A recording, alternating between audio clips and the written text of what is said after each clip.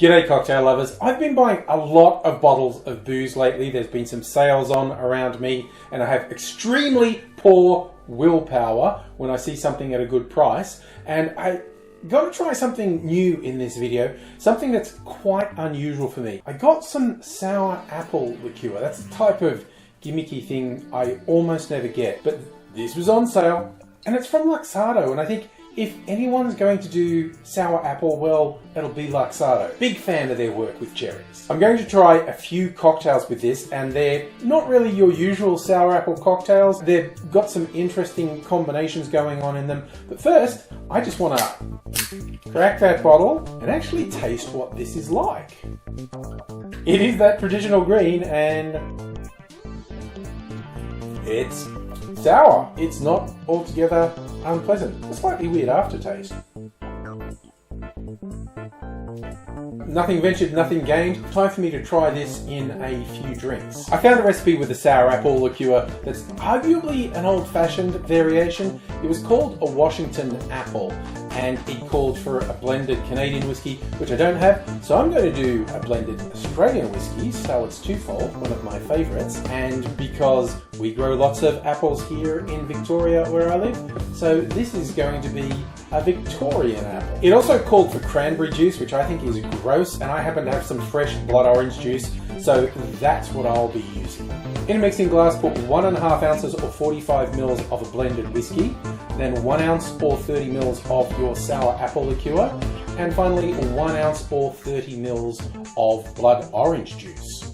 Add ice to your glass, stir that for 20 to 25 seconds to chill and dilute the drink, and then strain it into a rocks glass over a big chunk of ice. This is not looking like any old-fashioned I've ever had, despite the fact it was referred to online as an old-fashioned riff, but tasting, I'm not expecting it to taste like an old-fashioned. Surprise! It doesn't really taste like an old-fashioned. And if you wanted a sour drink, go for it. I can't imagine myself drinking this regularly, but I don't hate it, and this is just the first of 3 I'm going to make. Let's get on to the next one. Here's my second sour apple cocktail, a twist on the Appletini, a Smoky Appletini. Not the sort JD from Scrubs would drink. I think too much teeny for him in here. We'll see, I'll give it a taste. Not gonna lie, that's a bit unusual. Smoke coming through with this. I think I like it, but I'm gonna have to drink a bit more. But I'll show you how I made it. In a mixing glass, put 1 ounce of peated whiskey, follow that with 1.5 ounces or 45 mils of an unpeated whiskey, and then we're doing 1 ounce or 30 mils of sour apple liqueur, and finally 1/2 ounce or 15 mils of a sugar syrup. Add ice to the glass, stir that for 20 to 25 seconds to chill and dilute the drink, and then strain that into a chilled martini glass. That's how we get our Smoky Appletini, and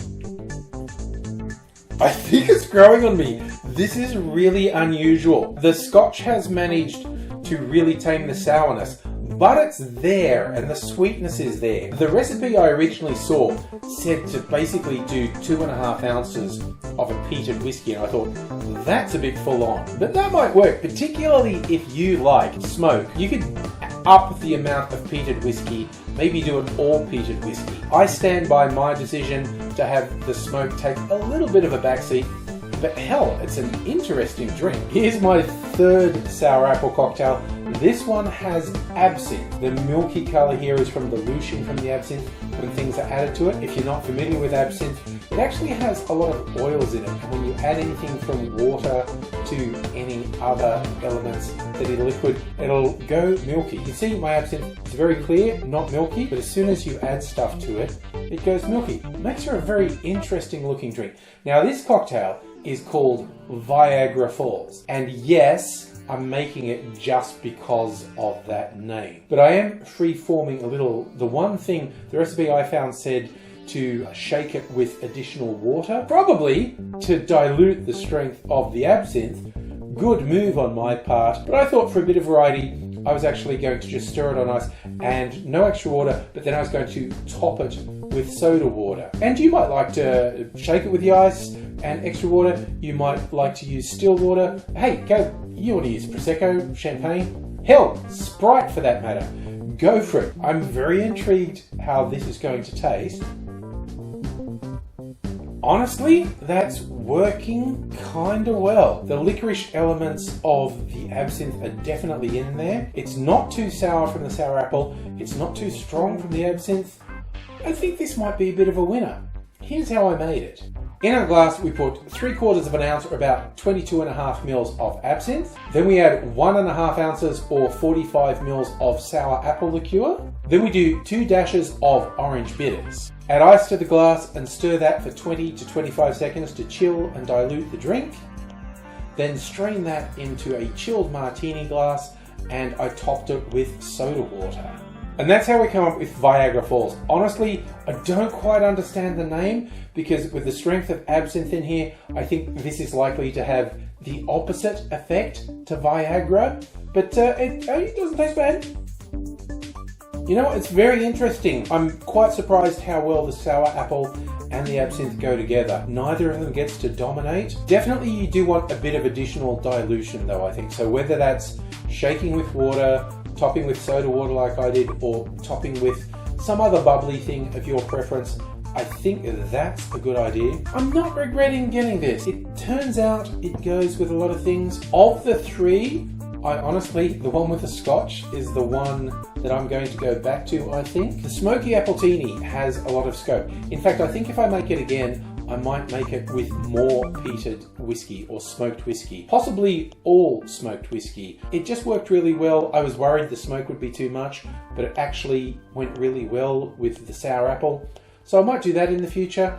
If any of these three appeal to you, I suggest just get out there, make it, experiment. And I'd love to hear if you actually have a tip, because I've got a whole bottle of this sour apple now. If you have a tip for the best way to use it, in the comments, I'd love to hear about it. And failing that, I just hope to see you again sometime soon. I will sit down. Wow, I've had 3 reasonably strong drinks in one night. Well, I'm working on the third. This one's got 80% alcohol, absinthe in it. So I think it's time for me to sit down, and I'll say bye for now, and I hope to see you again sometime soon. Cheers.